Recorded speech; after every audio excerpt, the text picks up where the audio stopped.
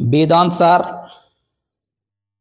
में पृथ्वी, जल, वायु, अग्नि एवं आकाश, इन पंच तत्वों से ब्रह्मांड की उत्पत्ति बतलाई गई है और इनके सूक्ष्मभूत शरीर से स्थूलभूत की संरचना जब की जाती है उसे पंचीकरण का सिद्धांत कहा जाता है।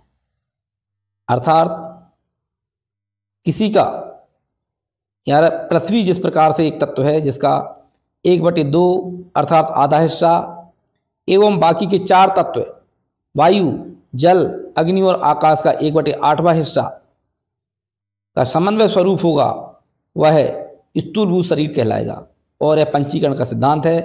इसी प्रकार से पांचों तत्वों में जब एक समन्वय स्वरूप बनेगा उसे हम सूक्ष्मभूत शरीर से स्थूलभूत शरीर की रचना कहेंगे।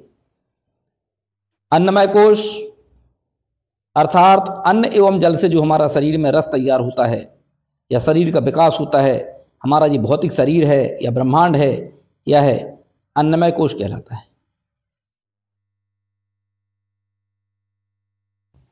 प्राणमय कोश अर्थात 5 कर्मेंद्रियां और 5 वायु का समन्वय स्वरूप होता है, उसे प्राणमय कोश कहा जाता है। 5 कर्मेंद्रियों में वाक, पाणि, पाद, पायु एवं उपस्थ। 5 वायु में प्राणवायु, अपान वायु, समान वायु, उदान वायु एवं बयान वायु, इन का एक समन्वय जो स्वरूप होगा वह प्राणमय कोश कहलाएगा। मनोमय कोश अर्थात 5 ज्ञानेंद्रियां एवं मन का समन्वय स्वरूप होगा, वह मनोमय कोश होता है और इसमें संकल्प विकल्पात्मक वृत्ति पाई जाती है। विज्ञानमय कोश अर्थात 5 ज्ञानेंद्रियां और बुद्धि, इनका समन्वय स्वरूप होगा, वह विज्ञानमय कोश कहलाता है और यह निश्चयात्मक वृत्ति कहलाती है।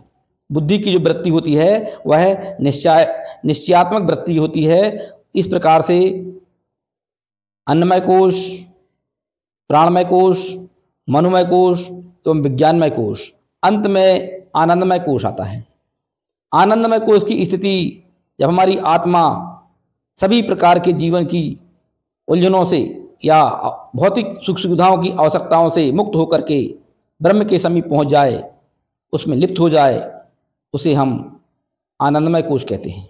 और इस आनंदमय कोश की समीपता में जाने के लिए आत्मा को समाधि में लीन करना पड़ता है।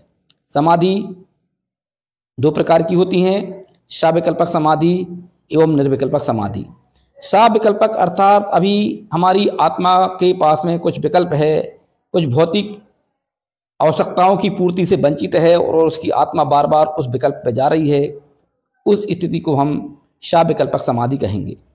और निर्विकल्पक समाधि अर्थात अब कोई विकल्प नहीं बचा है, केवल ब्रह्म ही आखिरी विकल्प है और जब हमारी आत्मा ब्रह्म में लिप्त हो जाए तो उस स्थिति को हम निर्विकल्पक समाधि बोलेंगे और यही आनंदमय कोश का अंतिम पल कहलाता है।